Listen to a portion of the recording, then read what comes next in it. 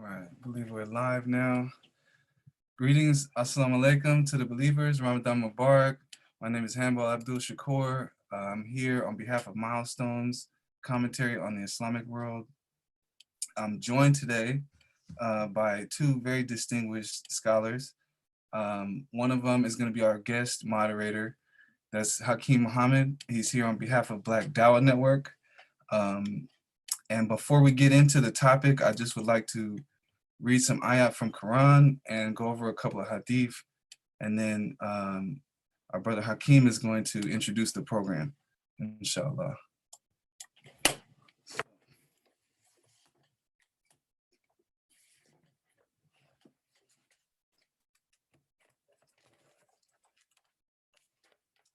Billahi minash shaitanir rajim.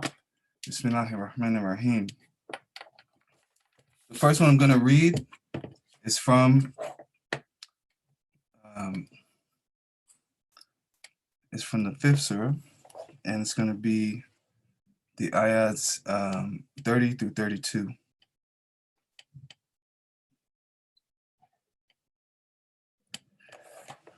But the other's passion drove him to slaying his brother, and he slew him, and thus he became one of the lost. Thereupon God sent forth a raven which scratched the earth, to show him how he might conceal the nakedness of his brother's body. And Cain cried out, "Oh, woe is me! Am I then too weak to do what this raven did, and to conceal the nakedness of my brother's body?" And was thereupon smitten by remorse. Because of this did we ordain unto the children of Israel that if anyone slay a human being, unless it be in punishment for murder or for spreading of corruption on earth, it shall be as though he has slain all of mankind. Whereas if anyone saves a life, it shall be as though he has saved the lives of all mankind.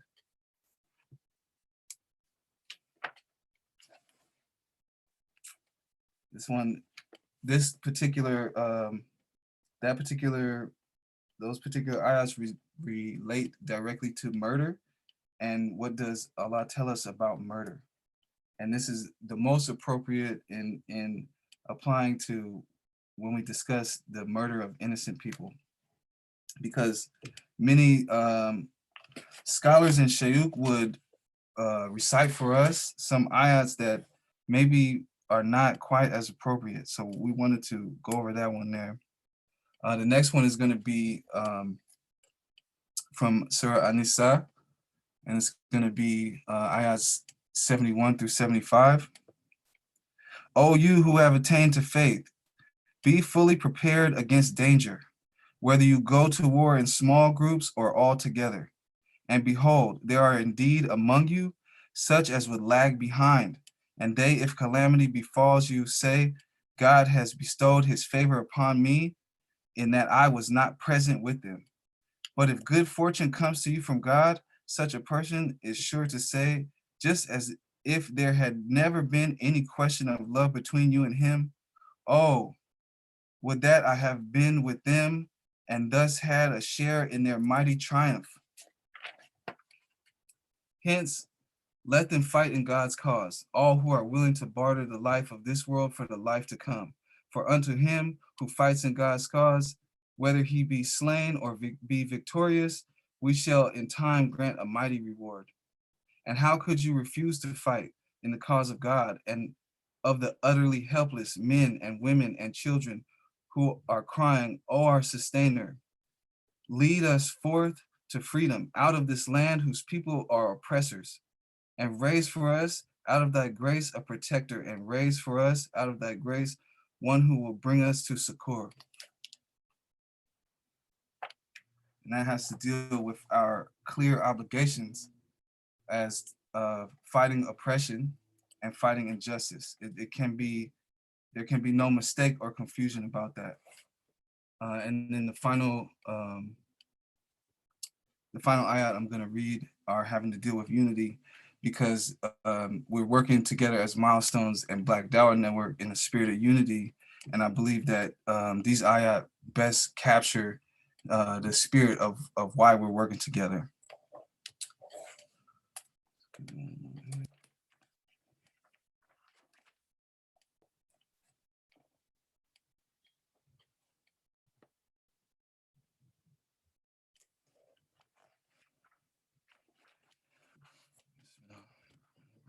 And hold fast altogether unto the bond with God, and do not draw apart from one another, and remember the blessings which God has bestowed upon you.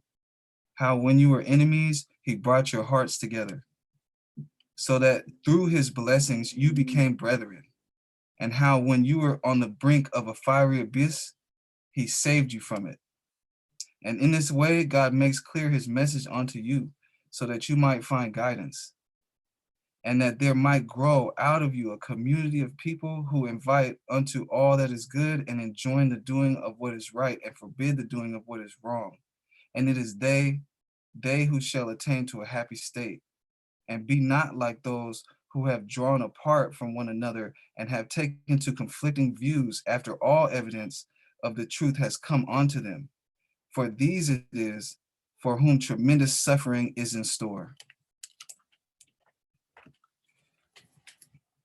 This is why, as Muslims, it's very crucial for us to be united, and ultimately, as human beings, as mankind, it's God's will for us to be united together. But it's the truth which unites us. And finally, I'm gonna just go over a couple of hadith. One here narrated by Abu Salama. There was a dispute between him and some about a piece of land. When he told Aisha about it, she said, "Oh, Abu Salama, avoid taking land unjustly, for the Prophet said, peace be upon him, whoever usurps even one span of the land of someone, his neck will be encircled with it down to the seventh earths." In Sahih Bukhari, Osama approached the Prophet Muhammad, peace be upon him, on behalf of a woman who had committed theft. The Prophet said, "The people before you were destroyed because they used to inflict the legal punishments on the poor and forgive the rich. By him in whose hand my soul is, if Fatima did that, I would cut off her hand." And finally, with respect to our program today and why we host these programs, I would read this final hadith. Anas ibn Malik reported, the Messenger of Allah, peace and blessings be upon him, said, "Seeking knowledge is an obligation upon every Muslim." So having said that, I wanted to ground us in Quran and Sunnah before we get into our program, because we are doing a program based in Islamic commentary. Though it is a program for everyone, I thought it would be good to open us up with that. And right now, if Brother Hakeem can come in and introduce the program. He's going to introduce our guest speaker and the topic as well, inshallah.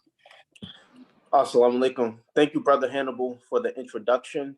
I'm very grateful to be here on Milestone's commentary on the Islamic world as part of this unified collaboration between Black Dawah Network and Milestones. If you all watched the previous program, Black Dawah Network is an Islamic organization that promotes Islamic values in inner city Black communities that have been disproportionately impacted by institutional racism, redlining, Black codes, and the level of depression that can exist within these inner city communities. And it's all about reinvigorating that legacy that Malcolm X brought to the United States, and that fire that Malcolm X brought. Now, on today's program, I'm very happy to introduce our topic. So if you all have been paying attention to the news, to what's been going on social media, that this should not be surprising to anyone, but because this is a daily occurrence of Black people within the United States. There's been the killing of our brother, Ahmaud Arbery, who was gunned down by two white supremacists. And we want to analyze this killing of our brother. We want to dissect it to help understand racism and how it functions in America. And to discuss this critical topic, we have on this program a very important guest that I'm honored to introduce, our brother, Dr. Tommy Curry. Dr. Tommy Curry is a world-renowned African-American political thinker and intellectual. He has produced a plethora of relevant scholarship in the area of critical race theory, and he has been a pioneer in the field of Black male studies. He holds a master's degree from DePaul University, and he obtained his doctorate degree in philosophy from Southern Illinois University. He has produced a scholarship that has transformed the field of critical race theory, such as Saved by the Bell, Derek Bell's Racial Realism as Pedagogy, as well as works such as Canonizing the Critical Race Theory, Artifice and Analysis of Philosophy's Gentrification of Critical Race Theory. And he has produced books such as Man's Not, that really discusses sexual assault against Black men, how Black men have been historically treated unjustly in the judicial system. And so I'm really happy to bring our brother, Dr. Tommy Curry, on to help dissect this topic. How you doing, Dr. Curry? Doing well, sir. Thank you. Yes. So, Brother Hannibal, did you want to get to your first questions? Yes, sir. Thank you. So firstly, because there's like so many directions we could go with this, I wanted to get us kind of grounded in why this was an important conversation for us to have. So my first question is, what is so significant about the killing of Ahmaud Arbery, and what does it tell us about the society that we're living in? Well, as we know, the killing of Black men in the United States is nothing new, right? We've been dealing with it since Reconstruction, and now we're dealing with it in the 21st century. So this is one of the ways that white vigilantes, white America, manages Black populations, right? In a patriarchal society, you see the killing of subordinate men, racialized men, on two ways, both politically to limit the ability of a certain groups of people to respond through revolution, through violent or radical political activism. And the other part of it, of course, is symbolic. We see the same thing, not only in lynching of Black men, but we see the same thing, in genocides across the world, where young men, 15, 55 civilian men, are killed by military or the invading group. I think the murder of Mr. Arbery is another stark reminder that it's still open season for Black men in the United States. While lots of people and other commentaries have expressed outrage, I see very few people trying to understand why this keeps happening. After Black Lives Matter has been going on, I guess, since 2013, 2014, we've seen lots of activism around police brutality and police violence. And despite, these cries or these pleas for recognition, we haven't seen a decrease in any sort of actual violence throughout the society. So that means the marching, the protesting, the pleas for recognition have not helped Black men whatsoever. It certainly lined a few activist pockets and given them, international prizes. But the Black people from communities that suffer, Black men who are minding their own business but could still end up being a corpse based on any white person's rage, do not usher us into a 21st century of openness and democracy, but rather pulls us back to the days of Jim Crow, where a Black man can be killed and lynched for any offense that a white person sees fit. I think that Mr. Arbery's death should focus us to turn our attention to different sets of questions. What allows white people to have such power in an American society that they become deputized, that any individual or private citizen seems to believe they have the right to stop, retain, and then assassinate if necessary, or execute if necessary, Black people, but especially Black men and boys, and that they know that the society will do nothing about it. I think we need a newer understanding of what it means to be a Black male in society, such that it empowers white people to act as safekeepers of neighborhoods and of the civil society at large. And I think that we need a reformulation of how we explain racialized maleness to understand the relationship between being a Black male and the kind of violence that gravitates towards that identity. It seems to be, given that over 95% of the police killings, the hate crimes, etc., seem to involve racialized men. I think it's time that America takes a really hard look at what's going on in this with these kinds of incidences and try to figure out what it is about being a racialized male that allows this kind of violence to continue unabated. If this was any other group where we saw week in and week out their murder, I do not think that we could have this kind of indifference as a society. So this indicates to me that there's something about the dehumanization of Black men and boys within America that not only confirms the stereotypes these individuals had in the killing of Mr. Arbery, but also tacitly gives permission for people to do so. And I think that this is a reflection of not only the political climate that we're in under Trump, but also the academic and liberal climate that continues to tell us that Black men, Black boys simply do not matter. Yeah, that's real, man. And you mentioned just now about people you making all this noise, and there hasn't been much change Mhm. while some have lined their pockets. Um, which is a very penetrating critique that I've heard you make these criticisms more in depth in other Mhm. interviews that you've done. And that's something that I wanted to also get at the root of in this program as well. Um, so one thing that we're seeing, and I feel like you're arguing this point, and you correct me if I'm wrong, but we're seeing the way that the pain and suffering of Black men is being appropriated by professionals Mhm. who, in the one hand, try to make themselves the loudest voices on the violence against Black men, but in the next breath are pathologizing Black men and boys Absolutely. as deviant super predators, all Mhm. while deriving material profit and job security merely from talking about our suffering. Should there be an expectation for them to change the conditions? And in your professional opinion, what standards should we hold them accountable to? Well, I'll start with the last part. I think the standards we hold them accountable to is whether or not they propagate dehumanizing rhetoric, and anti-black racism in the academy. Many times, the pathologies that are being sold involve Black men as toxic, Black men as violent, Black men as rapists, deviant, criminal, etc.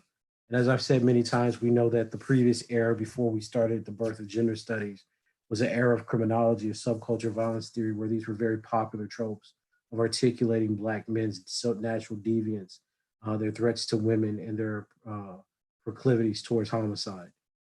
If that's remained unchanged, then I think we need to both reevaluate what we actually think the Black Studies movement, as both intellectual and politically, has done to the state of knowledge in the academy. We need to evaluate the role of gender studies in propagating these kinds of mythologies about Black men, which have no scientific basis whatsoever, that's specifically been rejected by things like the AP, the American Psychological Association, been rejected by R.W. O'Connell, who's come up with the term, or who developed the theory that gives kind of the substance to the term. And I think that we have to start holding many of the Black scholars that do this kind of work accountable to fact. It's not politically popular in the academy to support the life of Black men and boys. I think we saw this with BLM, where it's incredibly ridiculous comparisons are made, where 200 plus Black men can get killed in a given year by cops, and that somehow becomes compared to the female counterpart, who's rarely above 20, often below 10. uh, but these are the kind of the political rhetorical games that mark a certain kind of scholar as safe in the university. The problem is that people are dying in the real world. And because Black men are a disposable commodity to be bought and sold within the rhetoric of different scholars' work and by different institutions, the academic industrial complex is allowed to barter on Black men's lives, just like the prison industrial complex. The prison houses Black men, and you pull them out for labor. The academic complex allows you to hoard the stories of Black men's racism, so you can disown the kind of particularities they have as males. And you just get to say, hey, what Black men experience is just racism. So You never have to center them in their own suffering.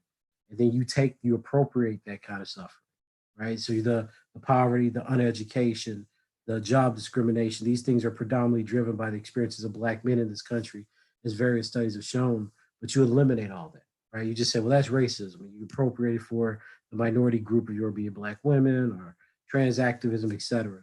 But you make sure the resources focus on the group that you choose. And this has always been a criticism I've had of Black Lives Matter, that the majority of the victims are male, but then you want to create a reason that men shouldn't be leaders or men's experiences shouldn't be centered.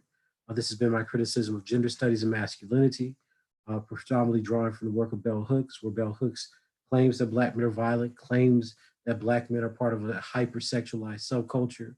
The article she wrote about the Central Park Five, saying that Black men are obsessed with rape and it was a suicidal mission. The question, the first question is, are these things true? Absolutely not. The second question is, well, if we know they're not true, why are they still proliferating? Why are they still being supported by white liberal establishment? And I think the answer there is very clear, that certain minorities can get into the university and others cannot. And the way that you limit the number of Black males that are there, the same way that you would limit the number of Islamic or Arab men into certain classrooms, is to perpetuate certain stereotypes about them, so that even when you may have one or two, the whole group will never make it, because you have to manage. That's what I mean when I say manage the population. You have to make sure they're always controlled, make sure they're always underrepresented. And I think this is a strategy of the modern university, because it allows them to keep the university pretty much white, where the majority of the representation for racial minorities is predominantly women. They don't want Black men on campus. They've made that clear. Black men are the only group that I know of that are still written about after the civil rights movement, after the inception of Black studies, as if nothing had changed. You compare the work that comes out in gender theory about Black men as toxic, as rapists, as sexually predatory, to the work that come out before, the Farrakoutis, the Lynn A. Curtises, the Susan Brown Miller work, and they're practically the same. And I think that this speaks about the kind of depravity that we have in academic institutions, where political ideology and profit take precedent over people's lives.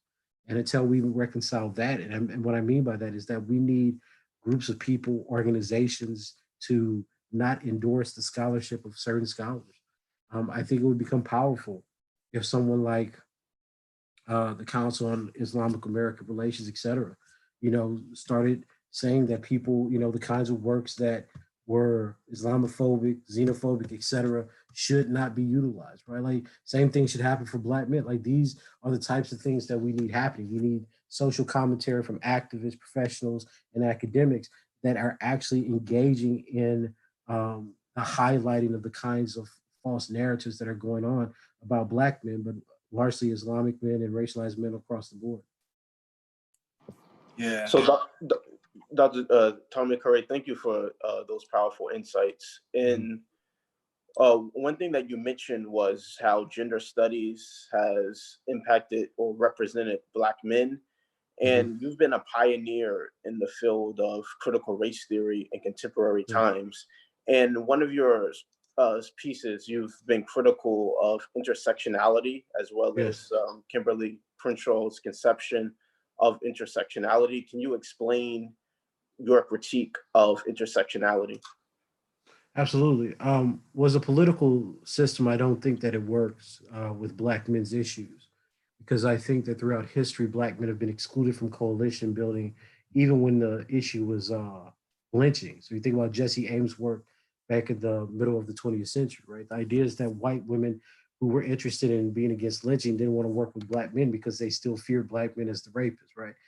You see the same kinds of arguments being made by Michelle Wallace, where white women were preying on Black men, sleeping with them during the civil rights movement because it was interracial, and she thought that had a deleterious effect on Black women's chances to mate with Black men. So in general, coalitions with white people, liberal coalitions, have not been the most effective, or certainly the only kind of political strategies that have been engaged upon. So I think that's politically, it's a non-issue. But when you're talking about academically, my criticism of intersectionality largely result in the ways in which intersectionality doesn't create a predictive theory. There's no way that it can be empirically tested. For example, when you look at the work of Patricia Hill Collins, she suggests that Black women have a unique standpoint. They have unique political values that are created because they're poor, because they're women, and because they're Black. When you look at the political attitudes of Black men and women, there's very small gaps between what Black men and Black women think. So there's not a unique standpoint that she's talking about. When you look at Kimberly Crenshaw's work, specifically mapping the intersections, she talks about the vulnerability of Black women to domestic abuse and to rape. And on principle, nothing wrong with that. We should talk about these issues in our communities. The problem is she fundamentally excludes Black men that experience those very same things. In fact, she actually uses one of the authors, Williams and Holmes, The Second Assault, to talk about issues of rape within the Black community. But these authors are not studying rape in the Black community. They did a survey from a group of Black people in San Antonio, Texas, and concluded on that basis that Black men, because they're Black and male, support rape mythology more, right? It's still based on the subculture violence theory. So the assumptions behind the difference in violence, that gender creates a different kind of experience for Black women, still is predicated on the idea that Black men are fundamentally the same kind of being that white racist social scientists said that Black men were in the 1960s and 70s. Ultimately, I think what intersectionality does is try to get us to see a intersection or a complexity of categories. But as I've said previously, this is nothing new. I mean, people like Lynn A. Curtis were doing this before, and he came to a different conclusion. His view was if we start looking at gender dynamics within the Black community, we see that Black men are rapists. There's no way for us to talk about the ways that categories intersect that necessarily lead to a liberatory effect. Because as we can see historically, and even through some of the writings of intersectionality theorists, when you start studying Black men, you end up just reifying the idea that they're toxic, that they're violent, and that they're oppressors, even though all the empirical data says otherwise. Besides for that, the second part of the criticism I make in the book is that intersectionality, because it hasn't been able to be worked out empirically, takes on an invisibility frame. And what I mean by that is it makes a few different predictions. Intersectionality began as a way to talk about Black women's oppression. It suggested that, at least in the additive stage, that because Black women were Black and women, they experienced more discrimination. When that didn't work, they went to an interactive or multiplicative frame where it said that it's unique experience, that these two ideas of being Black and woman create a unique experience. It multiplies the experiences or the kinds of ills that happen. The idea between both the additive and the multiplicative was that means that Black women suffer more oppression. Social dominance theory has made serious inroads into that because it was a question of how do we have all this evidence that Black men are discriminated against in retail, criminal justice, education, et cetera, but we still don't have an account of why racialized men are the most directly targeted from oppression. So intersectional visibility comes around in 2008, which says, look, let's not look at the evidence. Let's not look at the empirical or the material weight of direct oppression. Let's focus on recognition. So my argument thereby becomes, well, listen, if we're not interested in the direct levels of oppression, which intersectional visibility says directly affects racialized men, subordinate men more than their female counterpart, and if we can't call that oppression and instead want to call it privilege, as the intersectionality theorists do, there's no way for us to identify genocidal logics and processes. Said differently, you can lock up almost 900,000 Black men. You can kill almost 200 per year. You can make sure that they never become employed, et cetera, and simply say that because they're male, this is happening because of privilege, because patriarchies care more about oppressing men than women. Regardless of how you want to explain that dynamic, the reality is Black men are doing worse than their female counterpart in a lot of measures. And because we keep using the rhetoric of intersectionality and theories of male privilege, we have not been able to attend to those. This reminds me of a piece that Paul Butler wrote on Black male exceptionality. And what he says is that, look, even though Black men don't actually perform as patriarchs, they're males, so hence they still are patriarchs. That's an analytic, right? Even though Black men are not really patriarchs, because they're male, they're still going to be viewed as patriarchs. So we can't help Black men because that helps patriarchy. Is this kind of nonsensical thinking that is based purely in ideology and not an understanding of the relationship between Black men and material factors like the prison industrial complex, the economy, the Black family, poverty, homelessness, social mobility and trajectory, et cetera, that allows us to have this kind of disdain for Black men doing well or being viable populations in the society versus what we have to uphold in terms of ideology. I just don't think it's effective. Nobody's actually worked out a definition of it yet. They're still debating that. So I don't understand why it becomes the premier lens for us to understand problems with Black men or even describe Black men's problems with lethal violence. We have other theories like the man nod, Black male studies, or even social dominance theory that accomplish those in much more rigorous ways. Thank you. So we know that the prison industrial complex is taking so many Black men out of the workforce, that Black men have amongst the highest unemployment rates in the United States, and especially in the times that we're living in now with the COVID-19 crisis, that is having a detrimental impact on the already damaged economic well as health of ordinary Black Americans. And as a scholar in Black male studies, as a leader, pioneer in the field of critical race theory, I wanted to get some of your insights on sort of this current crisis that we're in terms of COVID-19, as well as if you can just speak to our audience about the various ways in which critical race theory challenges both leftist and liberal discourse about racism in America. No, absolutely. Well, I don't think a lot of people really understand Derek Bell's work. And even though, Richard Delgado and Kenneth Nunn are still very active academics, I don't think people really are attending to the insights that they're making. Part of the argument is this. Derek Bell argued that racism is permanent. And I know now that's kind of, in vogue again because of Afro-pessimism. But Bell's argument was that anytime you're talking about Black people gaining something politically, they have to lose something.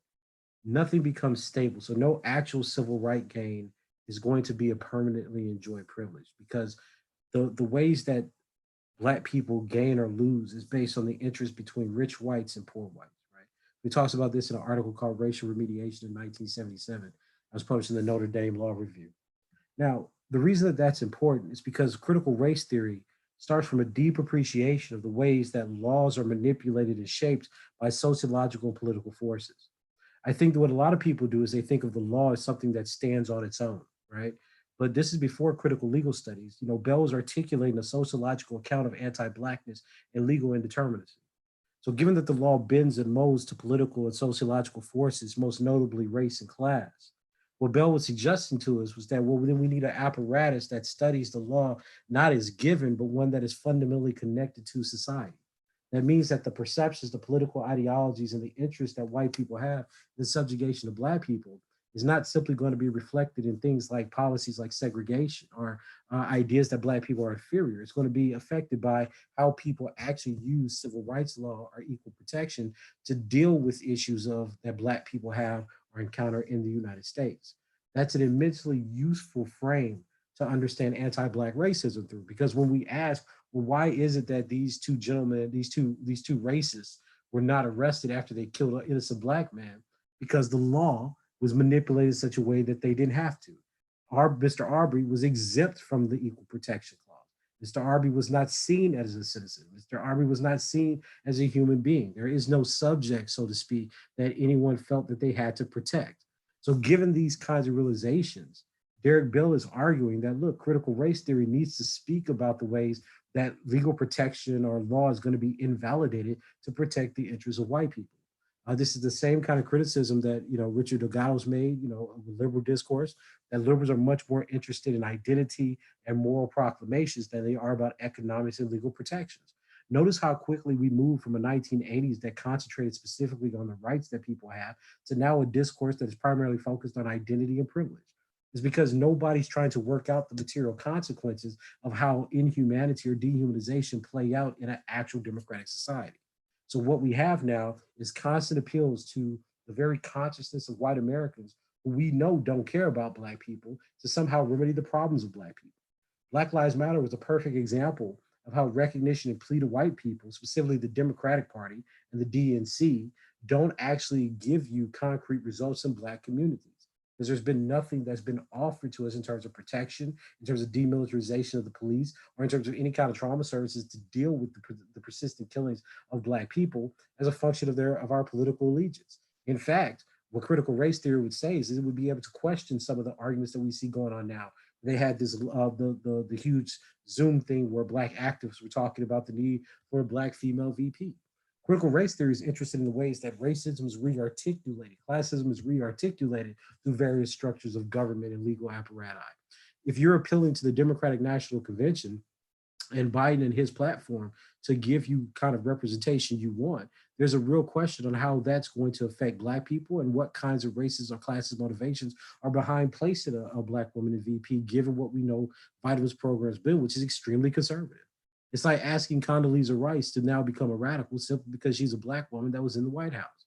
You know, critical race theory is one of the few places that I think actually allows us to study Black people in relationship to the dominant power structure without assuming, because of the identity that Black people have, that they're somehow innocent and beyond all forms of criticism, right? So I think that's immensely useful for how we talk about the Black bourgeois, how we talk about Blacks who are complacent, because it identifies the role that individuals Black have not only within these legal institutions, but also shows how white supremacy trickles down. And it doesn't assume that Black people are just equal citizens in the society, but are in fact a captured people inside the United States, because it builds off of internal or semi-colonial analysis. And so can you discuss some of the relationship, or you discuss critical legal studies? And I was wondering, is there a relationship between critical race theory and critical legal studies? And if so, how does it differ? And do you see any parallels between the critique of civil rights legislation that emerged from Malcolm X, or Malcolm X's critique of civil rights legislation, and some of the social political insights of Derek Bell and other critical race theorists? Well, no, there's certainly an overlap there. I think Malcolm's, if I remember correctly, I'm pretty sure I do. Malcolm's arguments that civil rights in America were too contingent. They were too fleeting. They didn't talk about the fundamental rights of the human being, which is why he pursued some of the charters with the UN. He felt that the issue was actually one of dehumanization rather than just enjoying privileges and liberties in a desegregated society. So I think Malcolm was correct about that. I think Derek has a very similar view in his work, though he was also, at least in the beginning of his career, he was writing more about the desegregation of schools and why there's this kind of resistance to actually follow the law of the land after the Supreme Court decision. So I think that those two things are very, very closely connected, because Derek Bell was definitely influenced by Malcolm X and some of the Black nationalists or Black power critiques of legal apparatus and civil society that are coming out in the late 70s and early 80s. In terms of the relationship between critical legal studies and critical race theory, there is some debate here. I think the way that most people talk about is that critical legal studies influenced critical race theory. But talking to Richard and Jean, I have a different view of that. I have a view that Black scholars were always suspicious of some of these Marxist, neo-Marxist liberals that were trying to question the law for one way, and that Black people and brown folks said, look, we have to look at the ways that rights may in fact be indeterminate and may be marks of privilege and deployed by a state apparatus. But in a system of violence, the right is the only thing that Black and brown folk have to keep white supremacy off their backs. So I think even when you look at someone like Pierre Schlag and his works on normativity, Mark Tushnet, they make very powerful critiques of the failure of law, both as an ideological and legal apparatus, but they can't get their hand around the kind of extermination and lethal violence that's happening to Black people under Jim Crow and from racism, right? So in other words, these scholars saw the law as something that masked privilege and class bias, which it does. So they engaged in a kind of scholarship that aimed to deconstruct that. But for Black people, the only thing they had to appeal to in a hostile white supremacist environment was the law and the vague language that could be enforced either way to protect them from the kind of violence and murder that white people were imposing on them. So the critical legal studies movement, while I love reading the work and while it's innovative, fails to convey a kind of realness that applies to Black people in a serious way. It doesn't deal with the plight. Because if Black people say we're just going to reject rights, then what imposition, what limiting effect do they have on any of the behaviors, any of the state apparatus, or any of the discrimination that they experience in this society? I also think it's important, though, to recognize that these are two different intellectual traditions.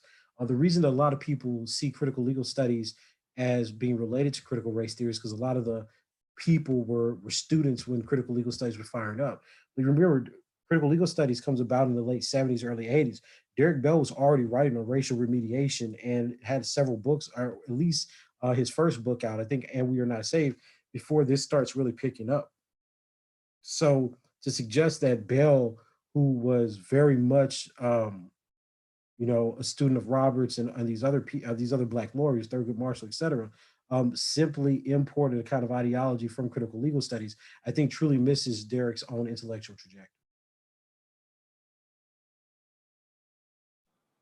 Thank you for those insights. Not a problem, not a problem.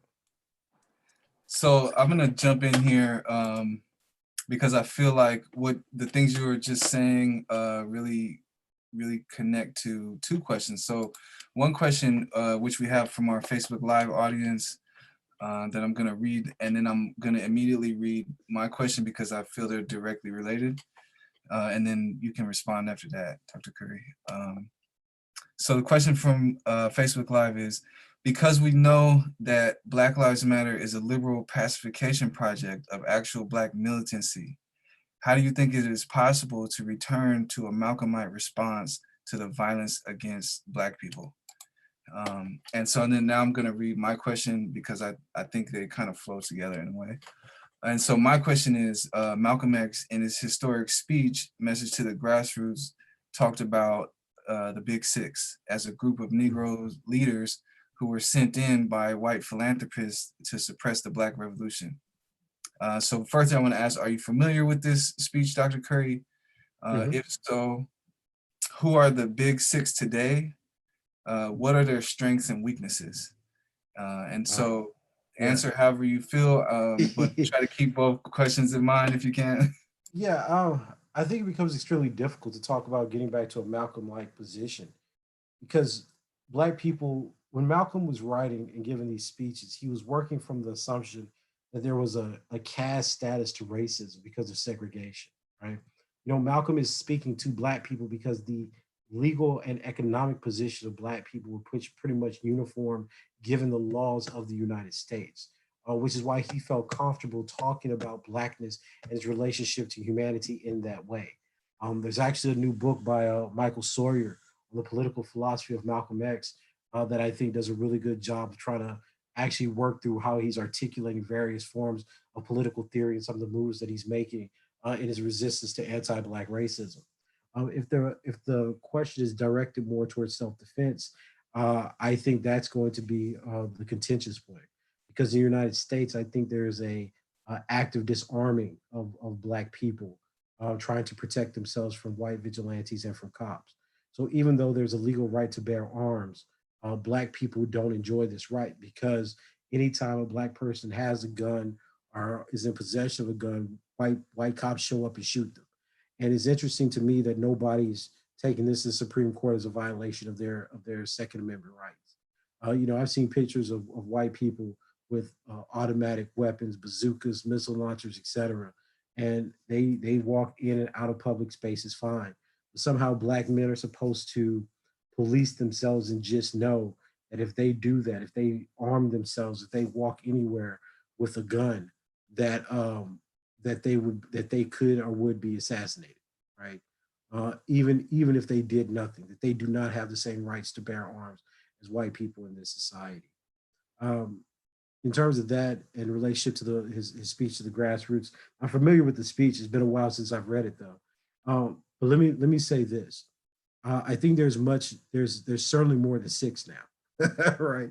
Uh, there's certainly more than six, and I think just like I'll say it this way: the same way the alt right understood that in order for them to win the war or win an ideological footing in American society, they had to make themselves a presence on university campuses. Is the same way that the de-radicalized reformism of Black people towards Black people in the United States has been geared up the same way, right?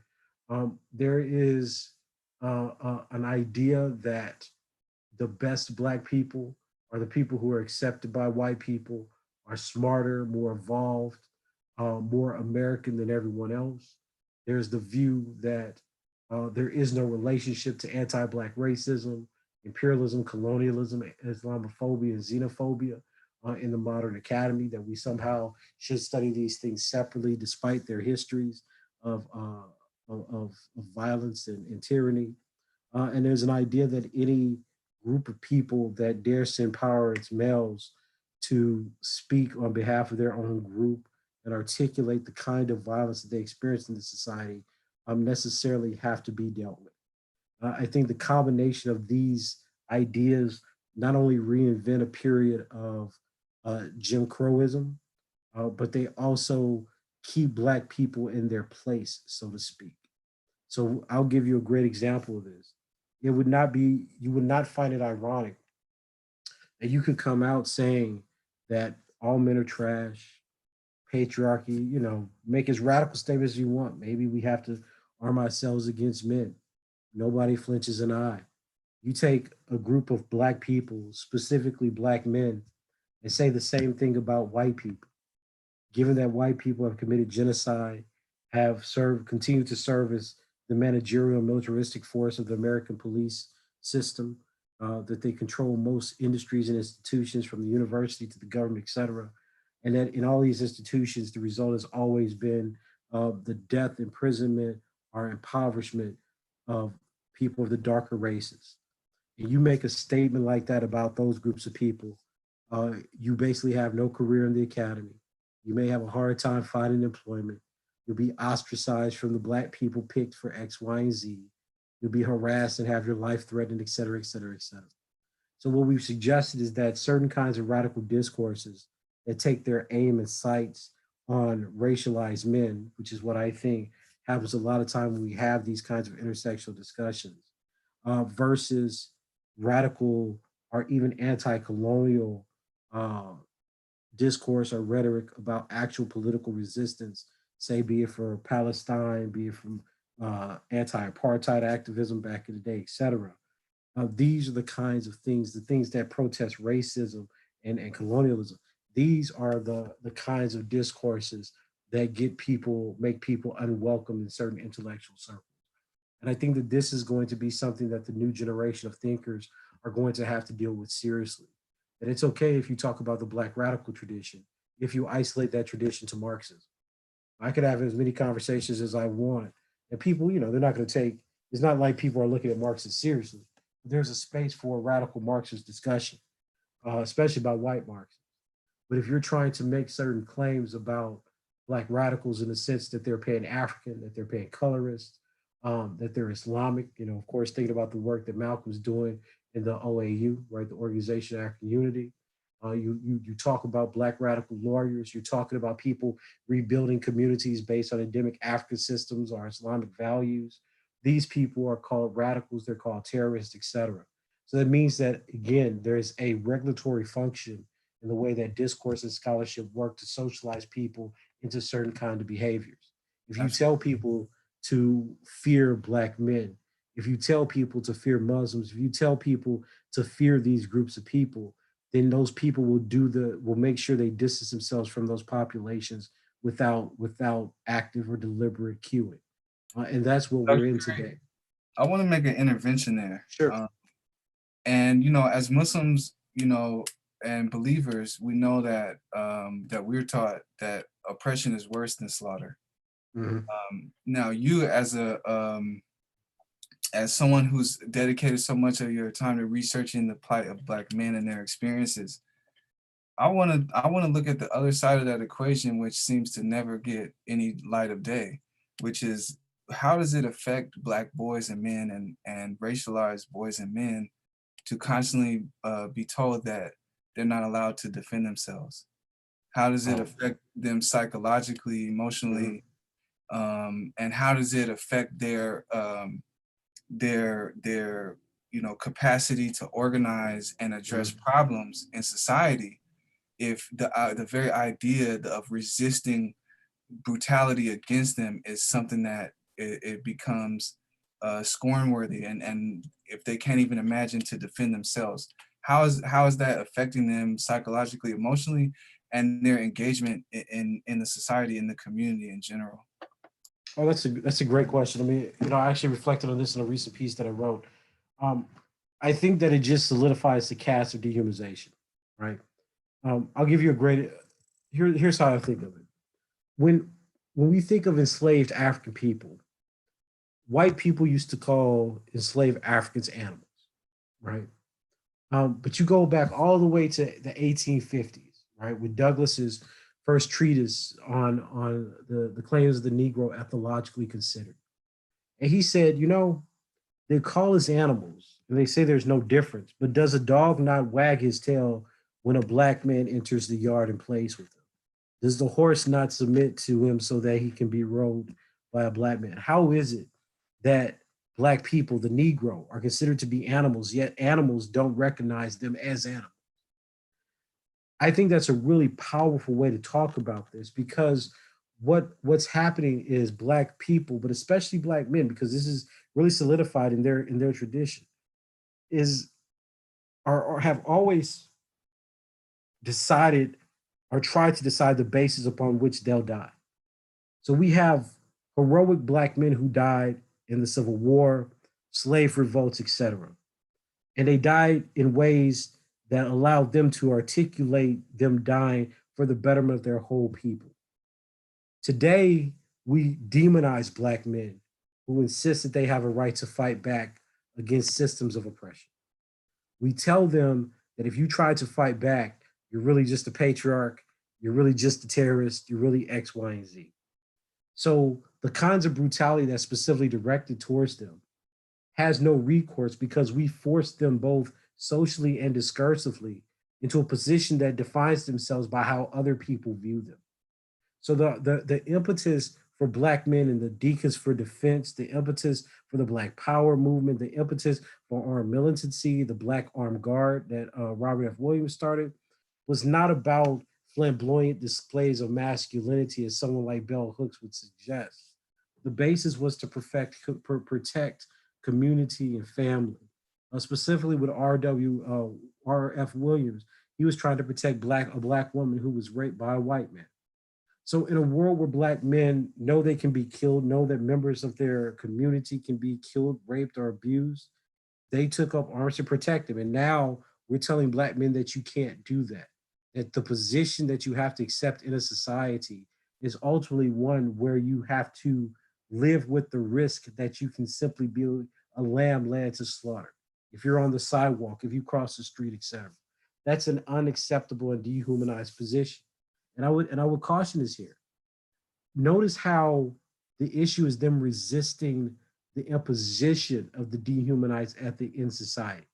Said differently, if you know that anytime you walk across the street or are out in public, that some white person could kill you without consequence, why then should you respect the organization of that society?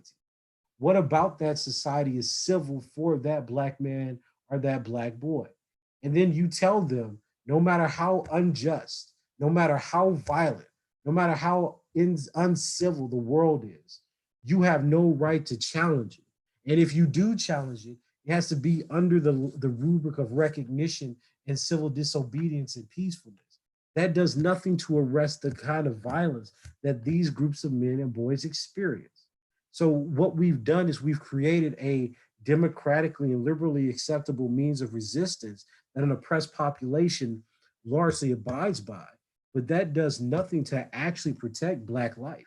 It does nothing to stop the killing of these Black men and boys. It does nothing to protect how Black women and Black families are actually interacting with the at large apparatus of white supremacy. So I think we have to be very careful about why we think that Black men do not have Second Amendment rights. And more importantly, ask the question, well, if Black men can't protect themselves, what does that mean for Black people? Right? What does it mean for Black people, Black men, women, and children? They can't arm themselves against white vigilantes, right? And you see what happened to the brother that was trying to protect Miss Taylor, Breonna Taylor. They broke in a no-knock raid. He shot a police officer trying to protect himself and Miss Taylor, and they tried to charge him with murder, even though it was a no-knock raid. What rights do Black people have in this country? And this is the other piece too. Is like, I get frustrated because these things disproportionately affect Black men, but these affect Black families and Black communities. This affects Black women and Black children. So by these no-knock raids that are coming in, this is what killed that baby Ayanna Stanley, right? They're coming in to try to police Black men, and they're killing Black women and Black children as a byproduct of the kinds of violence they use to surveil Black communities throughout the country. This has to be attacked. This has to be highlighted and addressed. And without us doing serious work on why these things are allowed to continue, I mean, where are the Black lawyers, right? Where's the systemic analysis of violence? You know, I'm sorely disappointed that we see the same thing happen over and over again, and we want to argue about identities rather than the cessation of violence against our people. Dr. Curry, I want to come back to some of your academic works. You Yes, sir. wrote an article titled, "Will the Real Critical Race Theory Please Stand Up? The Dangers of Philosophical Contributions to Critical Race Theory." And I want to know what led you to write this article, and what were some of the essential points that you wanted to hit home with this article? Well, I think when I wrote that, I was in graduate school. It was part of my dissertation that I happened to get published. And what I saw back in the mid 2000s was an attempt by white philosophers to appropriate the term critical race theory as if they had invented it, right? So I remember being at a job interview where one of the deans told me that they were hiring this white man, and they were like, we're hiring the top critical race theorist in the country. And at the time, Derek Bell was still alive, and I used to talk to him all the time. I was thinking about trying to go to UCLA for law school, and you know, it was one of those things where I was like, well, who's Derek Bell? Who's Richard Delgado? Who's Kenneth Nutt? Like, these are all people that at that time I was, still getting to know, but they just completely erased them. So will the real CRT please stand up was an attempt for me to catalog how critical race theory had become picked up as a term, and then how white people and white universities had appropriated that term such that they can use it to hire basically anybody they wanted. Even they were trying to hire liberal progressives in race theory. And I'm coming out doing, I think back then Derek Bell actually used to write for me. I think I even had a letter in my file from Derek Bell. He used to write for me, how well I knew CRT and how I was trying to take it in a new direction.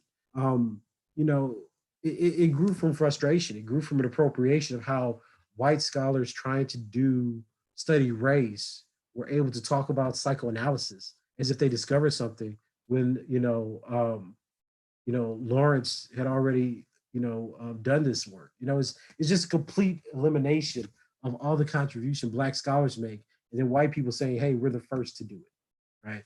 So that was really the basis behind that. And in philosophy, that runs rampant. Even amongst Black philosophers, you have people that completely misappropriate terms, that don't dig into the history. It's just lazy and bad scholarship. But nonetheless, they do that because it gets them an audience within liberal white caretakers within various departments. I understand the dynamic. It's just something I fundamentally disagree with. And I think that we have a long enough record now to center Black scholarship so that we don't need to go that direction when we try to do work about Black people or study anti-Black racism.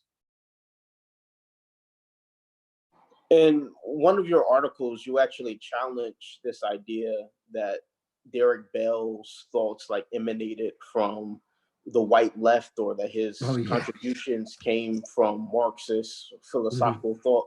Can you elaborate on that? Yeah, actually, I just asked him. He was, back then Derek was still alive. Back in 2008, 2009. So I went to a conference, and they were trying to say how Derek Bell's work was basically Marxism and all this other stuff. And I was like, that's not. I just was telling him as a grad student, that's not true. Derek, to my knowledge, has never read Marx or never thought of himself as a Marxist. And this white woman kept saying, "Oh, well, that's just ridiculous." So I'll never forget. I was at the conference, and I just emailed him. It's like, look, this is what people are saying about your work. And he responded to me in that quote that I put at the beginning of of um, racial realism, Derek Bell's racial realism, is actually the copy and paste of the email he sent me. You know, like he thought Marxism would mess up his style. He knew who he read. He read Robeson. He read Du Bois. You know, he's reading, you know, Black Awakening. You know, he's reading these works in anti-colonialism. He's reading Stokely Carmichael. You know, he's reading Baldwin. You know, it says something to me that he built his intellectual genealogy and trajectory from Black scholars and different takes on Black problems in America. He didn't need to go to Marxism to do that. That doesn't, to me, that doesn't mean that it's impoverished one way or the other. But I think the assumption is that we don't, if we don't link some forms of Black knowledge through a thorough understanding of white knowledge, then people somehow fundamentally disagree with uh, what Black people produce. So if Black people say, I study Black people, that can't be self sustaining. We have no problems endorsing, celebrating, and rewarding white scholars who've never read anybody but somebody white. And I think that this is part of the racism that's fundamentally involved with how we think about larger questions and how we afford authority to what Black people actually produce.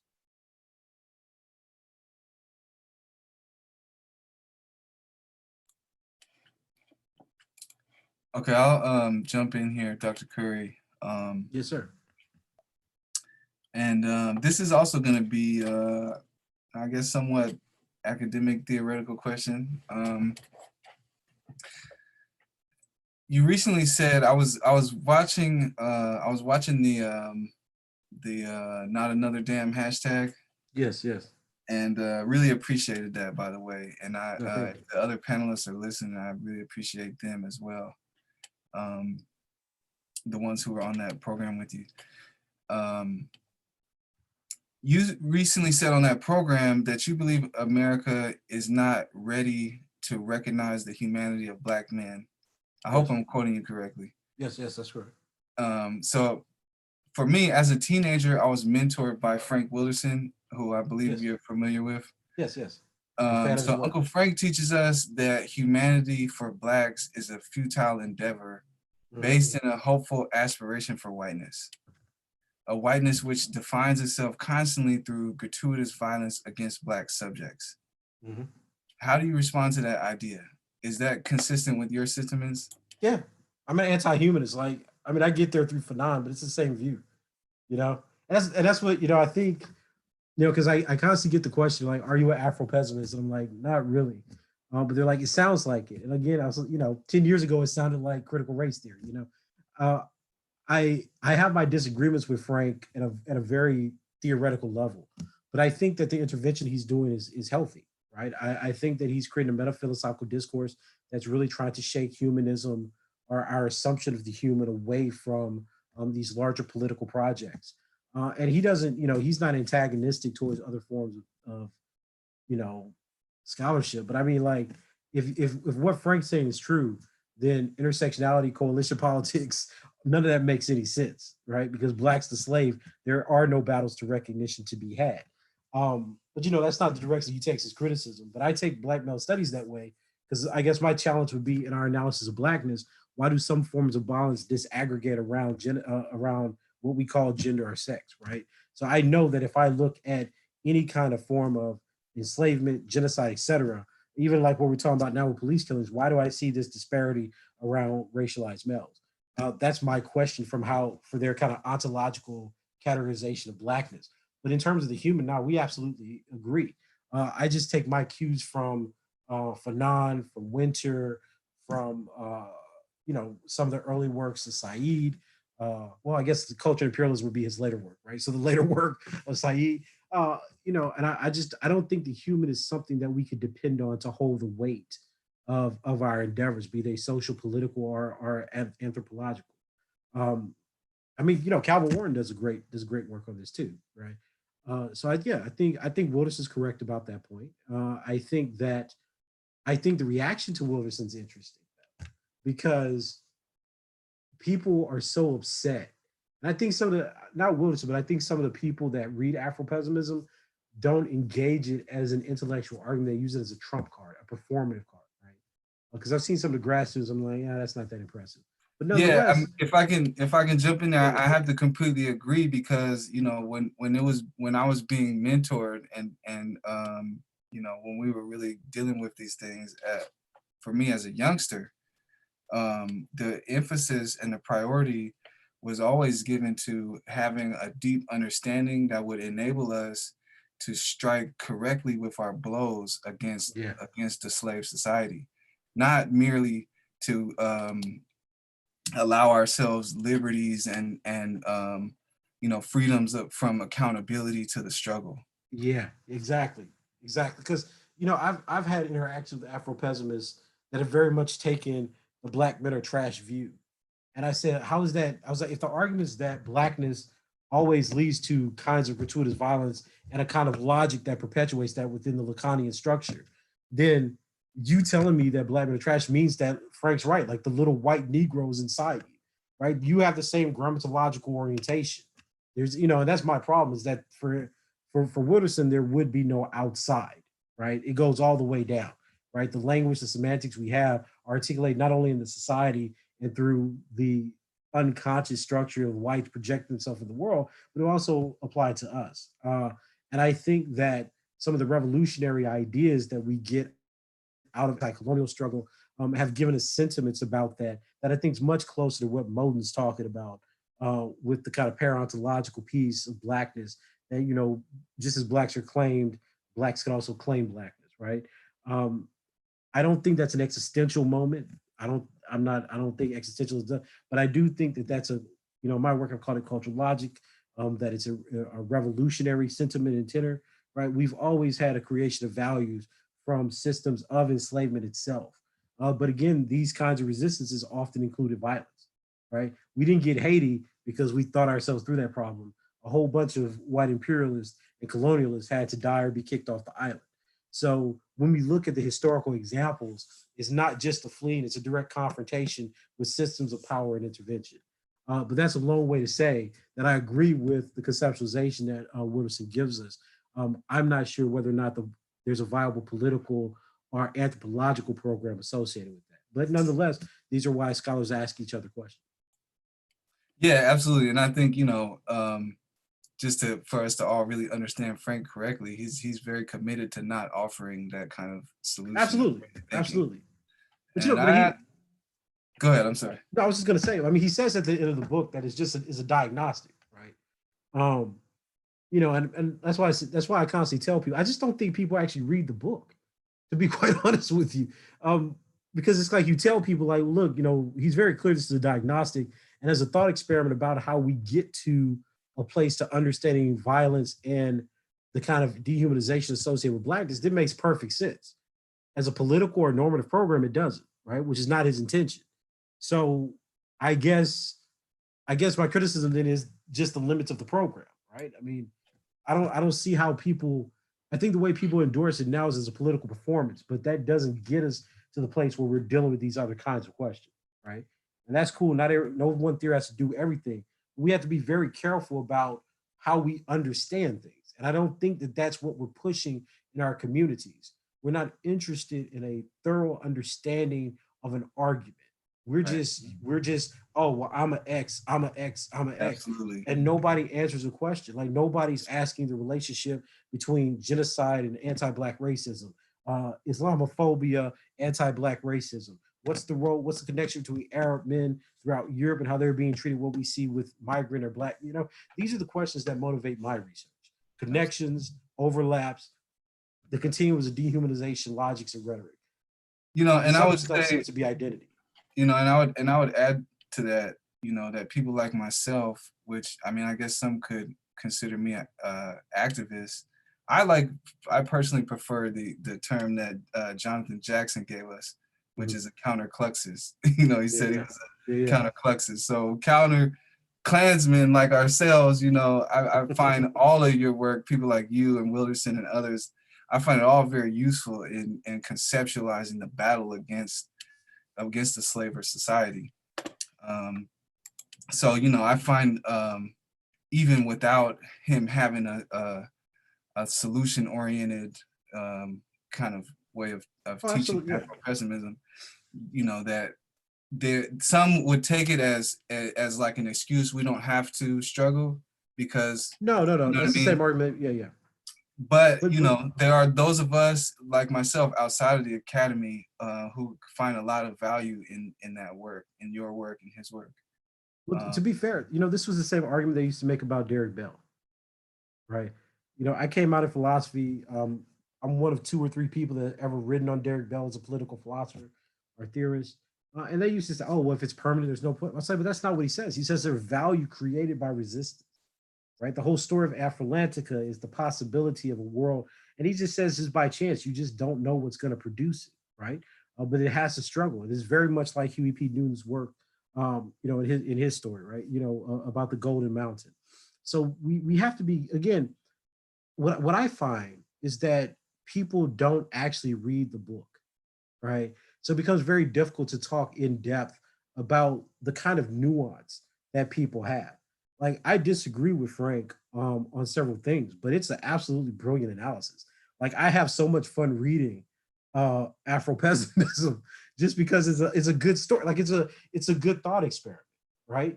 The same way that when I read Masad or I read De Certeau, these it's a way of thinking about the world. I don't have to moralize it. It does, but it's an argument that lends further credence to the idea that the human is an abstract construct. And you take that into the sociogenic analysis of someone like Sylvia Winter, again, you get this anti-humanism. So you have 4 or 5 Black people that's all trying to approach this problem of the human um, as a figment of imagination, as a creation of modernity, but they don't retreat, right? They're not retreating in some um, insoluble notion of identity like femininity or masculinity.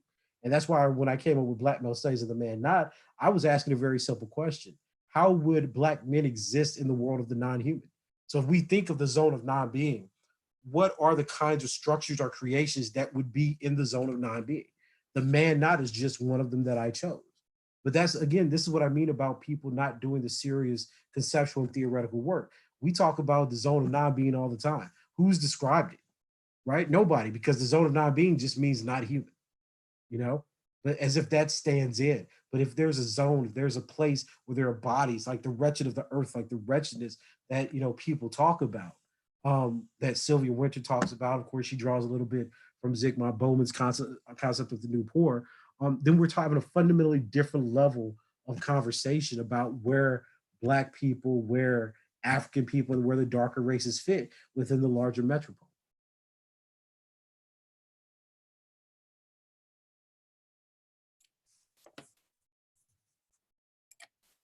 Okay, I mean, I could go on, but I also wanted to see, Hakeem, did you have any other questions you wanted to bring in here?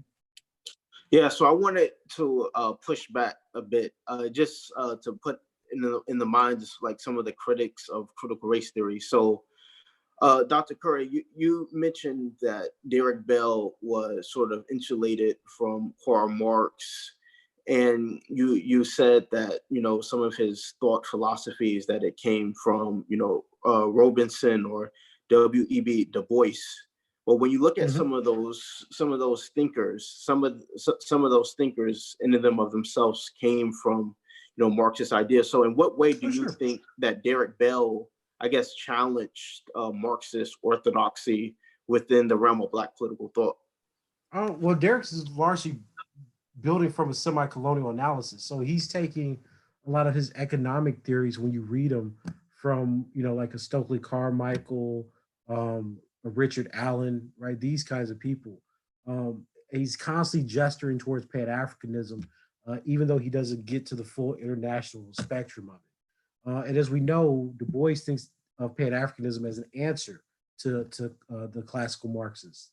Um, so, I mean, that's a good question. I mean, the extent to which he's pushing back, maybe not intentionally, but I think that when he's writing, the big push against Marxism was internal colonialism and world systems theory, right? And when you start looking at the geography, these are not class battles, but they're actually arrangement of colonies in the world. And he took that same kind of orientation of world systems theory from Oliver Cox and Wallerstein. I think he actually mentions Cox in his book, if I'm not mistaken, and Wallerstein, and he's articulating that in terms of how Black people exist in the United States. Internal colonialism doesn't lend itself to a class dialectic the way that Marxism does, because once you're inside the colony, the class dynamics actually stop. This is part of what goes in his original thinking about racial remediation, because the reason that the colony never has a predictive or normative set of civil or human rights is because the dialectic between the black bourgeois and the white bourgeois and the white working class have unintended consequences that always affect the colony, right? So a great example of that would be affirmative action. Like black people get affirmative action because elites and white liberals say this is the way to go. White working class claim discrimination. So this is a fight between these two, right? Having this back and forth about whether or not affirmative action is unconstitutional. This happened in Texas a few years ago, right? And black people, as he says in his last book, are constantly third-party viewers, right? That it's the dialectic between these two parties' interests, where this third party is contingent on whether or not these groups work.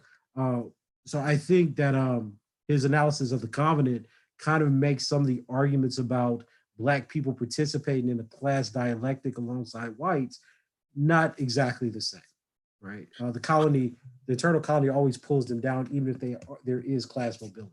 Yeah, so from my understanding of the internal colonialism theory is that, the legacy of Jim Crow as well as systemic de facto structural racism against the Black community, that we have ghettos, hoods, and that their relationship with mainstream America is essentially almost like the equivalent of a mother country to its colony. In that model of looking at the Black, I guess I want to speak about, just get your insights on contemporary issues facing Black America today. Mm-hmm. So, we have the COVID-19 crisis that's currently going on, in which Black communities are being disproportionately impacted, not just in terms of their health, but also in terms of their economic status. We're already the most unemployed population in the United States, and now we have chronic unemployment that's taking place. Yeah. So what insights do you think critical race theory would provide on this contemporary crisis? I think critical race theory would explain. I mean, assuming it depends if we're talking about Derek or kind of the new idealist trend of critical race theory, but assuming that we're talking about a racial realist perspective, I think it would say that this is predictable. It would look at the ways that economic classifications, with Black people being primarily workers, would both endanger their life and reproduce racial segregation, such as things in hospital treatment, et cetera. It would look at racial bias. Charles Lawrence's work, the ego and equal protection, certainly opened up the door for some of the stuff we think of now in terms of racial or ethnic bias or implicit bias research. And I think if you're asking Derek himself, he's like, well, look, this is going to be expected, right? Black people are going to be at the bottom of the total poll in care. They're going to be in areas that are still largely segregated despite Brown v. Board of Education, and that's going to limit their access to quality care. And it's going to let white America, it's just like space traders, right? It's gonna let them unload the burden of death and mortality on these people if they think they can get benefit from it. So, I think if people really read critical race theory instead of just using the tagline, you would see that it has a lot of interesting accounts and parallels of discrimination and the ways that institutions still discriminate against people. I mean, it's one of the big reasons that I went into social political thinking and theory rather than kind of like high theory. I certainly enjoy continental philosophy. One of my degrees is in it. I still read, like Desserto is like Derrida. It's just that kind of writing. But when you start talking about how Black people move through the world, how they're affected by the world, I just find the writing of Derek Bell to be so insightful even now, because it not only predicted a Trump. Like one of his very last emails to me was about what he thought would be an inevitable backlash to the presidency of Barack Obama. He didn't predict Trump, but he knew that something else was coming, right? I just think those things are so insightful because what he's trying to diagnose, and this is the same thing that Du Bois did, what he's trying to diagnose is the constant replication of white disdain because of Black progress, right? So, and I mean this seriously. Like, if you read that article by Dylan Rodriguez, the was it the non-Black presidential slave or the presidential non-Black slave? He makes a lot of these very same points where it's like, look, Obama was just a token, was a propaganda piece for these larger processes of dehumanization, violence, etc. And when you read Multicultural their, white supremacy. yeah, exactly. And when you read Derek Bell, um, you get the same kind of thing. Like Derek is not, people just always reduce it down to racism is permanent, but they're not looking at what he's saying, that you're going to create strife within Black families. You're going to create poverty. You're going to allow racial profiling. You're going to bend the laws, like what they did with Cosby. Like they just made up a law.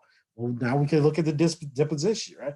Like these are the kinds of things that are going to happen, because people have a certain will, and you're going to bend law to make these accomplish the goal. It's already fait accompli in many ways. So I think he's a tremendous resource. And I think with COVID, like I said, my wife and I just published an article talking about this very issue, because we were talking about his analysis of internal colonialism and how the kind of health disparities that you find within Black neighborhoods and Black communities are directly related to a public health crisis that you need critical race theory to really understand. You can't understand public health if you're going to take a kind of anti-material account of racism. If you think that racism is just about beliefs and biases, you're not going to get to why life expectancy and different kinds of morbidities change based on zip codes, right? Or neighborhoods. You really do need to have a structural element on how various segregational logics create spaces for Black people to become sick and die. And that's the kind of work that my wife and I have seen in critical race theory. And that's what we're trying to bring to like public health and medical sociology. So, I think Derek still has tremendous insight and benefit if we actually took the time to read him.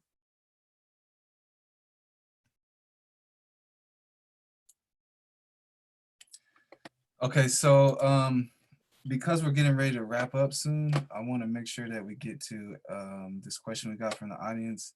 And I want to remind the audience also, because we're wrapping up, if you have any last questions, try to get them in to us quickly on the Facebook Live. And then I'm going to read this one that we got a bit earlier, which is, recently, Ruha Benjamin published a book entitled Race After Technology. Race After Technology, Abolitionist Tools for the New Jim Code. What does Dr. Curry have to say about the refinement of anti-Black racism and white supremacy in the shift to digitalization? And what are the possible implications for his critique of white feminism and the nature of the man not?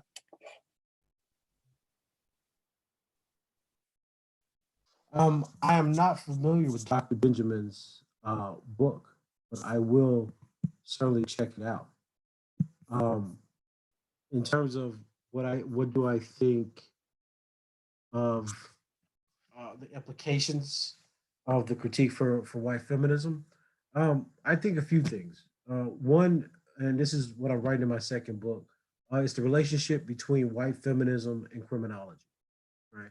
So where do you get this kind of male, but specifically the Black male? If you're reading Susan Brown Miller's work, if you're reading, I know it's up here.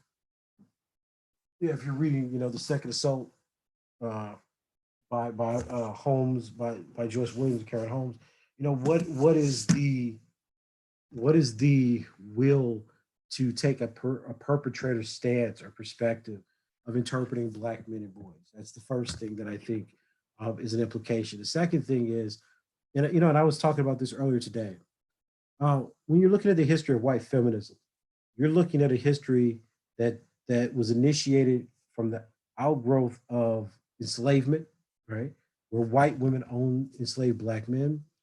You're looking at it from a perspective of white women championing and participating in the lynching and rape of Black men.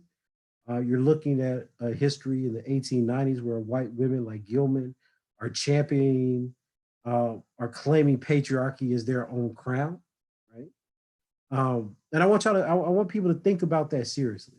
So we've now developed a system where we claim patriarchy oppresses all women, and we erase that white women for a significant part of the 20th century, the late 19th and 20th century, were making the claim that they were the actual patriarchs, right?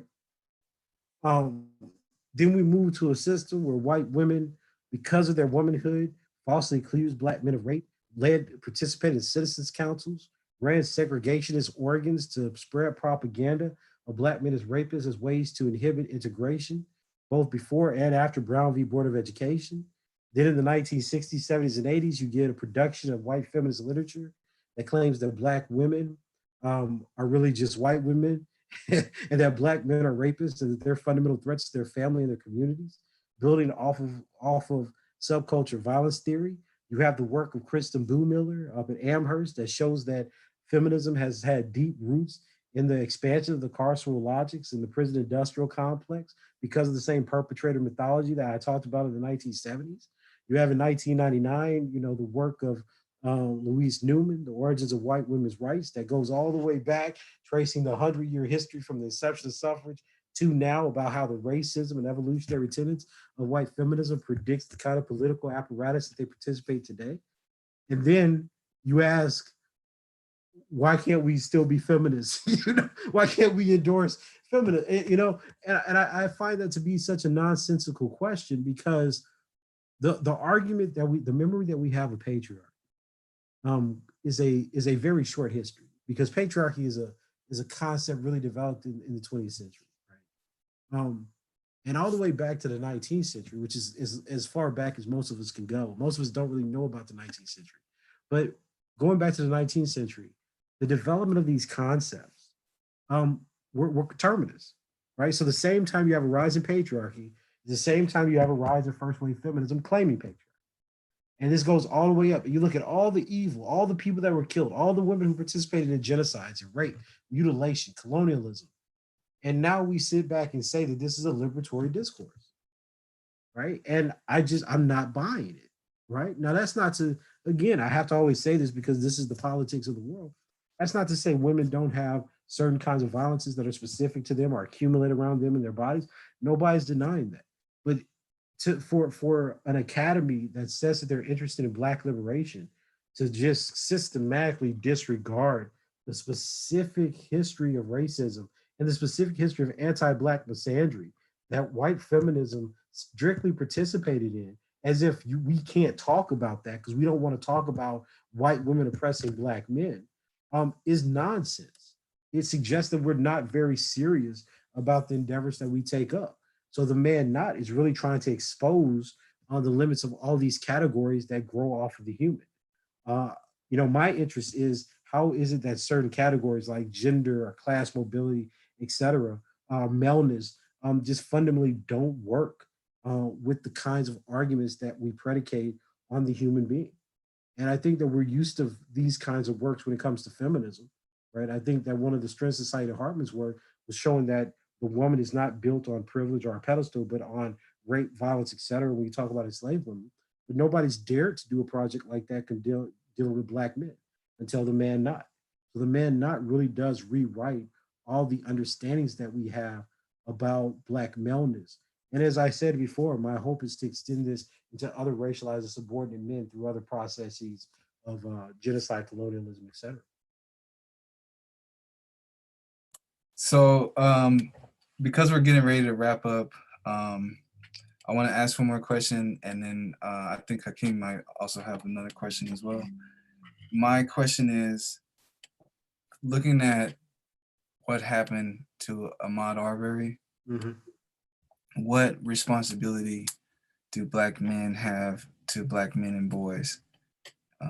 Given all the things that we've just discussed, all of these things that are set against them, what responsibility do Black men have to Black men and boys, and to, changing these circumstances?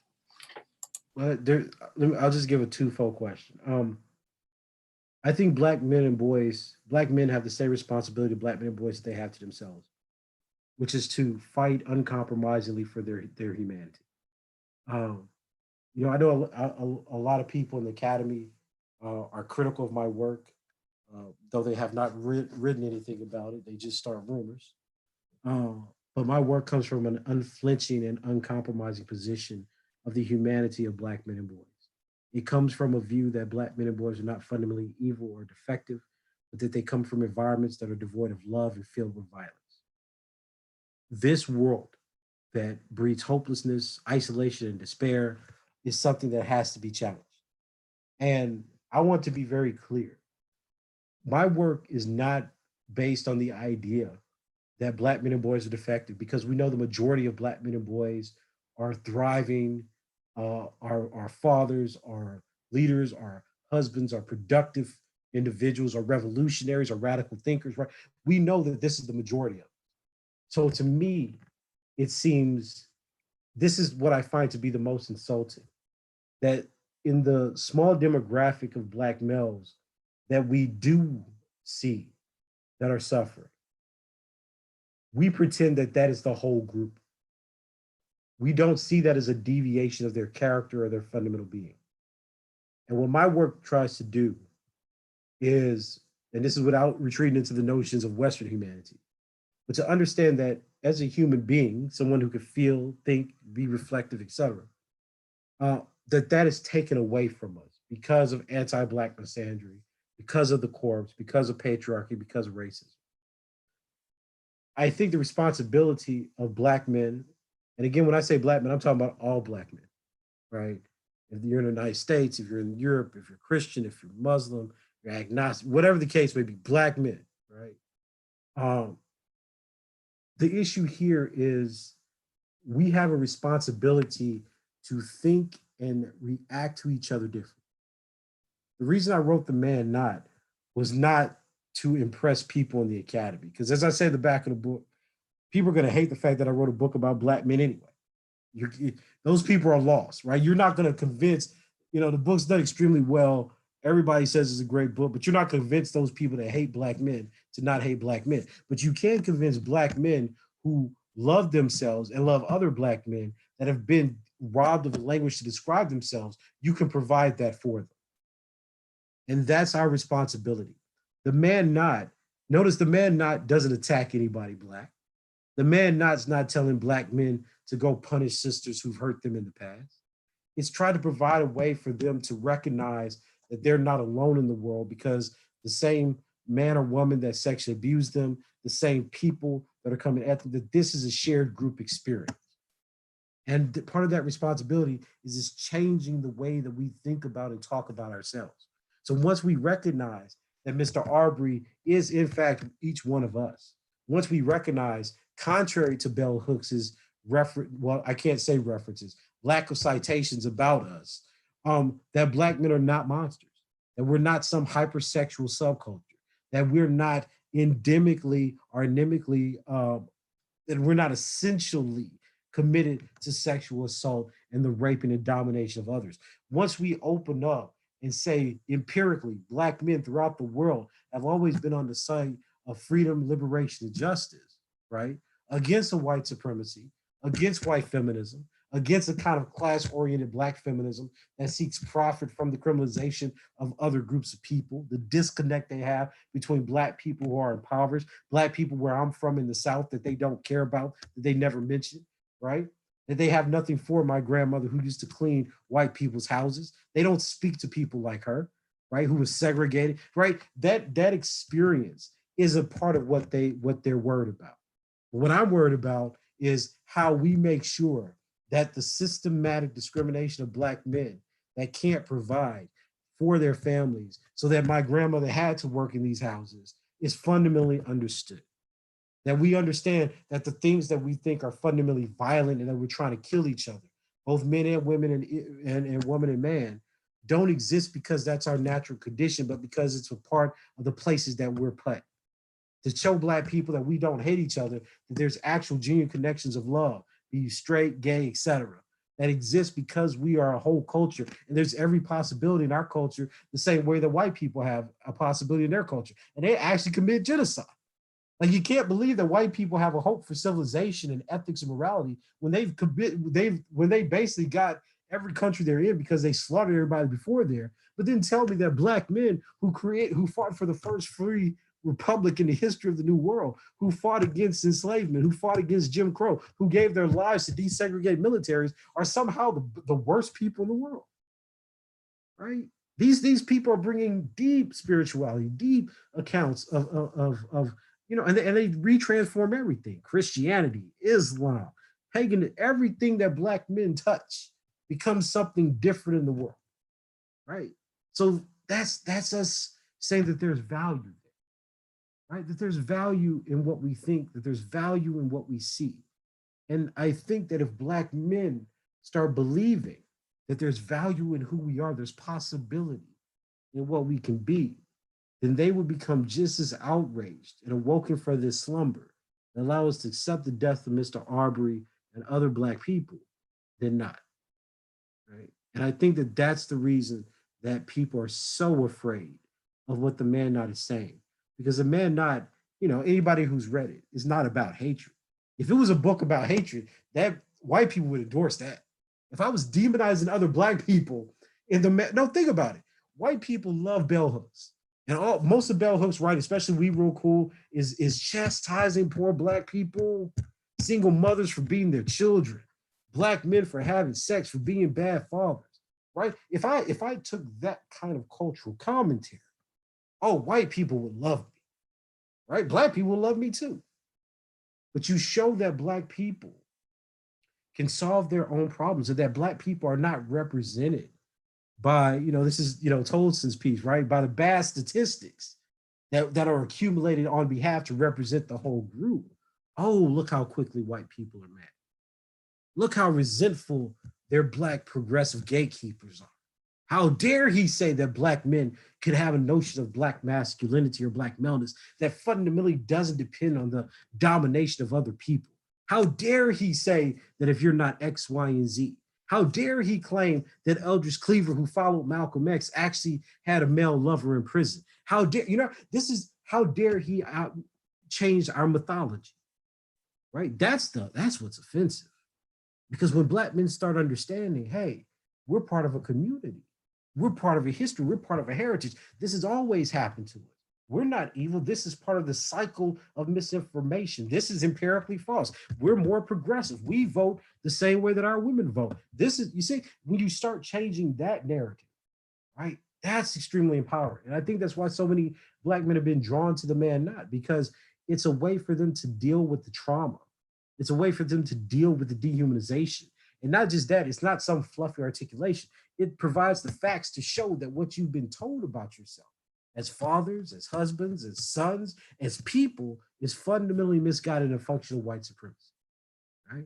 That's an incredibly powerful statement to validate the life of Mr. Arbury, right?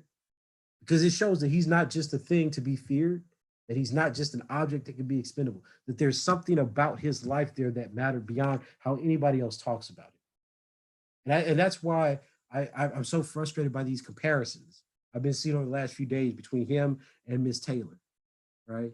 Miss Taylor being killed was a horrible occurrence. It's something that's happened to our sisters in the past. Nobody denies it. I've just never heard a Black man say, we don't care about Black women getting shot. Nobody says that I've ever heard in the last 10 years that we've been having these debates. But what I do hear is a kind of frustration from Black men that keep saying that it seems as if our deaths don't matter unless they make it on TV. Because I can tell you, I lost classmates who were shot back when I was in high school. Black men deal with the first sight and occurrence of violence more than practically any other group in the United States. So why are we letting academics tell us who can and cannot be center stage? This is the problem. And it's an insult. I said this earlier today. It is an insult. And I stand by this wholeheartedly, that the primary intellectual problem confronting Black intellectuals in the United States is who gets more media coverage after being shot. If that's not the most shameful and embarrassing aspect of internalized dehumanization, I don't know what is. Because the recognition that Black men are allegedly getting is not stopping Black men from getting shot by cops. It's not stopping white vigilantes from stop shooting them, right? Nobody, that has it arrested. So we're arguing with each other. Black men and Black women are arguing with each other over who gets more, right? And it's amazing to me. 250 Black men shot in a given year. We hear what, 4, 5 maybe? If that, because they got to be outstanding innocent citizens, right? Every Black man we hear about has to be completely innocent before he is allowed to be broadcast to the liberal media and to the American public. Every Black man who gets killed has a trial. Oh, well, he had this one issue. He stole this, right? His whole criminal past comes up, right? And then they say, oh, but you're getting more attention. And now we're fighting each other because Arbery's got more national coverage than Miss Taylor. And we disagree with each other. We fight each other. We hate each other. We call each other names instead of understanding that regardless of what we're talking about, both of those Black people are corpses, and not a single piece of our discussion, our powerlessness to stop Black people from dying is reflected that we have to make up problems for us to have. We create a product so that the liberal academy has to attend to us because we don't want to go talk about those poor Black people that keep getting shot in the United States. And that's just the reality of the situation. It's what I meant in my book. We study Black people from a distance because we construct them as a problem. And then we sell those poor Black people to white academy as if this is the product that we're working. Thank you, Dr. I Curry. think it's shameful. Yeah, thank you, Dr. Curry, for taking the time to speak with us and offer your profound Thank you, sir. insights on these critical issues. You're certainly done so much to challenge prejudicial stereotypes and prejudices against Black men. And so I'm someone that's really heavily influenced by your scholarship, as Thank are you, sir. many others. We really appreciate your scholarly contributions within the academy and challenging, Bell Hooks and Kimberly Crenshaw and some of the misrepresentations of Black men in the academic sphere. So as our final question that we Yes, wanted sir. to pose to you is, so as I mentioned earlier, one of your academic works on challenging, what you call gentrification of critical Mhm. race theory, and for the real critical race theory to stand up in some of the philosophical contributions. And so as future Black people, Black scholars, Black intellectuals, what do you see as like the future of critical race theory as a field, and what new insights do you think it can bring, and what importance do you think that it will have within African American political thought? I think that's a great question. I think a lot of the insights have been taken up most recently by Afro-pessimism, to be quite honest with you. Because I just think that's the new radical discourse in terms of this decade. Um, but I think Black people are changing. Um, I think as time goes on, the millennials, I don't know what the generation after millennials, but I think there's going to be a recognition that, especially after COVID, because now everything's falling apart. We've kind of ripped off the mask, right? Nothing really works in this country. Um, I think young people are going to get tired of death. And I think they're going to get tired of not having the kind of opportunities that they should have. And my hope is when that disdain and disillusionment actually takes hold, that they will actually retrieve some of these older writings. And it sounds strange to me now that writings in the 80s and 90s are old, but they'll kind of retrieve some of these older writings and they'll start trying to figure out where we went wrong. Uh, I'll say this too. I think that the problem with scholars that are slightly older than me, people in their 50s and 60s, is that they view the project of Black violence and anti-Black racism as one very much experienced in their lifetime. But over the last 60 years, racism has really changed. And I say that as somebody who's just turned 40. And I think of myself as an old man because I got gray hair, so it's hard for me to think outside of that box now. And even in my lifetime, racism's changed because I grew up in a period of time where racism was still heavily based in segregation. So for me, critical race theory makes sense because that's what it's talking about. It's talking about the reproduction of segregationist logics throughout societies that are supposed to be desegregated. But we're dealing with a completely different problem now. We're dealing with a problem that requires the mobilization of basically every facet of society to be read, organized, and hierarchized based on the life expectancy of groups of people based on the color of their skin. So capital, labor, worth, education, these things are still all determined by whiteness. And I think that given Trump for the next, because he's going to win a second term probably, given the reign of Trump, it's going to be hard to convince Black people that racism is not a very deliberate strategy in America, that America is not fundamentally racist, right? And given that happens, I think that people are going to become more radicalized, not less. And I think that the day, at some point, there's going to be a failure of high theory, of literary criticism, to convey the very real political and economic issues that a lot of Black people are going to face in this country. So my hope is that critical race theory becomes reinvigorated by the call for structural analysis, as well as trying to figure out why it is that Black, brown, indigenous men seem to constantly be the victims of all these forms of violence in our society. Thank you. So that concludes our program for today. Thank you again, Dr. Curry, for coming on. And so we hope that everyone who listening, our listening audience, will learn from some of the insights that you provided concerning, the killing of our brothers, the killings of so many Black men and Black women as a result of police brutality in the United States, and that this is a continued cycle, and that we can, take up some of these ideas of self-defense that Brother Malcolm X taught us about, as well as you mentioned later in some of your commentary about the failure of, high theory to deal with some of these topics. And this is something that Malcolm X was so effective at in terms of articulating to, Black African Americans, the struggles that they were facing, and making us aware of some of the tricks of white supremacy within the United States. And so as we conclude, I wanted to announce that there will be a joint fundraiser between Milestones and Black Dawa Network that will help us to further, some of our objectives as the COVID-19 crisis further, the communities, different neighborhoods Black neighborhoods are going to be detrimentally impacted from this crisis. And so it's very important that we're active in this community, that we're calling to Tawheed, God's oneness, and that we're hoping that we're working to uplift our people. So thank you for listening in. And I also, I want to thank both of you. I want to thank Brother Hakeem for joining us, because you bring a very dynamic perspective and spirit to your work that, is very hard to miss, and Dr. Curry for coming back again, and A pleasure.